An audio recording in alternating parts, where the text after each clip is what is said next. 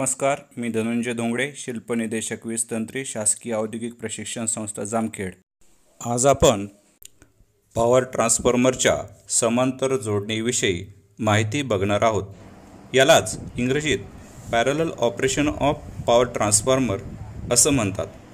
मी व माझे सहकारी तसेच शासकीय औद्योगिक प्रशिक्षण संस्था राहुरीचे प्राचार्य श्री सी.डी. भोसले साहेब, पालवे सर, धनवडे सर या आमच्या टीमने लॉकडाऊनच्या काळात देखील 132/33 kV उपकेंद्र राहुरी या ठिकाणी आपण बघतोय 33 kVचे असे हे 2 ट्रान्सफॉर्मर आहेत। यामध्ये यांचं पॅरलल ऑपरेशन कशा पद्धतीने केलेलं आहे हे आपल्याला या ठिकाणी दिसून येईल। पॅरलल ऑपरेशन म्हणजे 2 ट्रान्सफॉर्मर समांतर जोडण्याची जी काही क्रिया आहे या क्रियेला आपण पॅरलल ऑपरेशन असं म्हणतो। ही जी समांतर जोडणी आहे ही का करावं लागते तर बऱ्याचदा आपल्याला एकच मोठा ट्रान्सफॉर्मर वापरण्याऐवजी जर 2 वेगवेगळे ट्रान्सफॉर्मर जर आपण वापरले आणि त्यांची जर समांतर जोडणी केली तर जर त्याचे जे काही फायदे आहेत तर एक जर ट्रान्सफॉर्मर मोठ्या कॅपॅसिटीचा असेल तो जर खराब झाला तर संपूर्ण 100% लोड बंद पडेल। तर पॅरलल ऑपरेशन जर केलेलं असेल तर त्या ठिकाणी आपल्याला एक जर ट्रान्सफॉर्मर बंद झाला तर उर्वरित एका ज्या ट्रान्सफॉर्मरवर दोष निर्माण झालेला आहे तो बंद ठेवून उर्वरित या ठिकाणी लोड हा चालू ठेवता येऊ शकतो। हा पॅरलल ऑपरेशनचा पहिला फायदा आहे।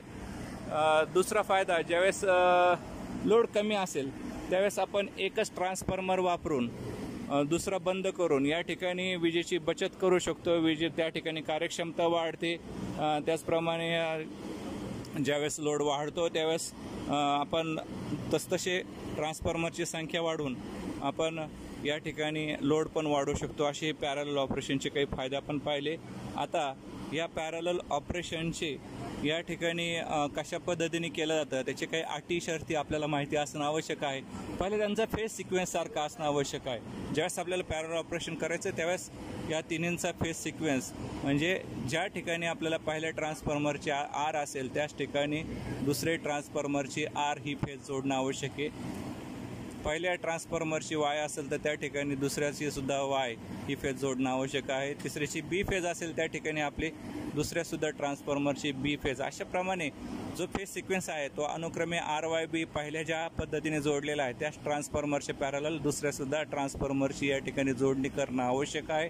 त्याची सुद्धा पॅरलल ऑपरेशन करताना फेज सिक्वेन्स हा घटक महत्त्वाचा आहे।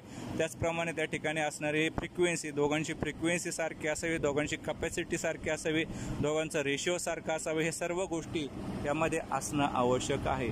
आपण बघतो या ठिकाणी कशा पद्धतीने पॅरलल ऑपरेशन केलेलं आहे।